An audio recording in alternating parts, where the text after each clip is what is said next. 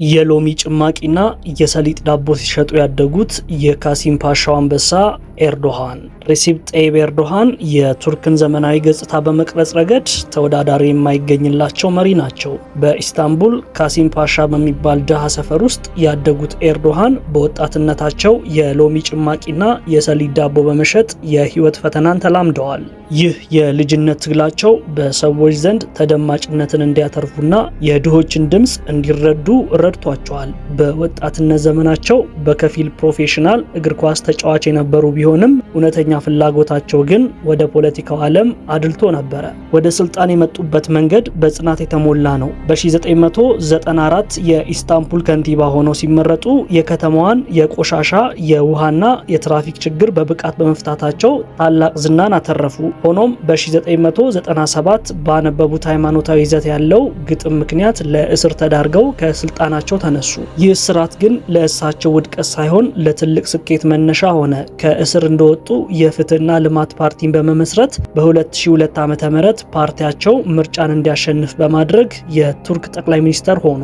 የኤርዶሃን የህይወት ፍልስፍና በጠንካራ ብሔርተኝነትና በኢስላማዊ ሴቶች ላይ የተመሰረተ ነው። ቱርክ በምዕራባውያን ጥላ ስር ብቻ ከመሆን ወጥታ የራሷን ማንነት ይዛ የዓለም ሀያል መንግስት መሆን አለባት ብለው ያምናሉ። ዓለም ከ5 ትበልጣለች የሚለው የታወቀ ንግግራቸው በተባበሩት መንግስታት ድርጅት ውስጥ ጥቂት ሀገር ብቻ ውሳኔ ሰጪ መሆናቸውን የሚቃወም የፍልስፍናቸው አካል ነው። ህዝባዊነትና ለሀገር ክብር መስጠት የመሪነት መርሃቸው ነው። በስልጣን ዘመናቸው ካሳኳቸው ድሎች መካከል የቱርክን ኢኮኖሚ በ3 እጥፍ ማሳደግና ግዙፍ መሰረተ ልማቶችን መገንባት ተጠቃሽ ናቸው።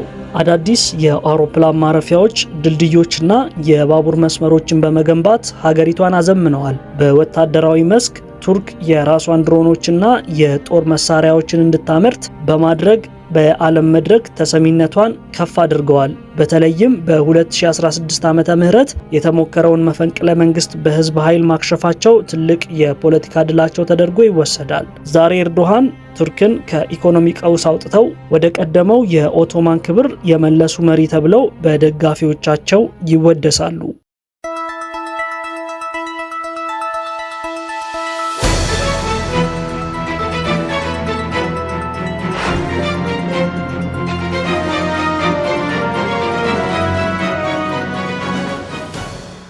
በሪዮ ኦሎምፒክ የማራቶን ውድድር ላይ ባሳየው ተቃውሞና በስፖርታዊ ድሎቹ የሚታወቀው አትሌት ፈይሳ ሌሊሳ ከትላንት በስቲያ ምሽት በአዲስ አበባ ከባድ የትራፊክ አደጋ አድርሶና ከጸጥታ አካላት ጋር በተፈጠረ ግጭት ከአካባቢው መሰወሩ መነገሩ ዛሬም አነጋጋሪ ሆኗል። የዓይን እማኞችና የተለያዩ የፖሊስ ምንጮች እንደገለጹት ክስተቱ የተፈጠረው በንፋስ ስልክ ላፍቶ ክፍለ ከተማ አትሌቱ ቪ8 መኪናውን እያሽከረከረ ባለበት ወቅት ነው።